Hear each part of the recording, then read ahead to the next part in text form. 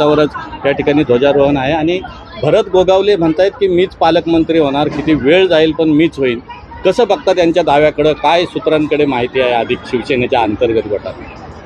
माझ्या मते आता वरिष्ठ लेवलला तिन्ही पक्षाचे नेते एकत्रपणे बसून या ठिकाणी विधान परिषदेच्या निवडणुकीदरम्यान निर्णय घेण्यात आलेला आहे की भरत शेठ यांना रायगडचे पालकमंत्री करण्यात येणार आहे, असं आमच्या नेतृत्वाने सुद्धा आम्हाला सांगितलेलं आहे.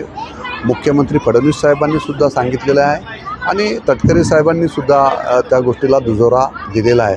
त्यामुळे माझ्या मते या 2 दिवसामध्येच रायगडचे पालकमंत्री म्हणून भरत शेठ गोगावले यांची या ठिकाणी निवड केली जाईल आणि ही निवड तिन्ही पक्षांच्या नेतृत्वांकडून एका मताने त्या ठिकाणी होणार आहे, हे विशेष आहे. त्यामुळे आता काय मतभेद त्या ठिकाणी राहिलेले नाही आहेत.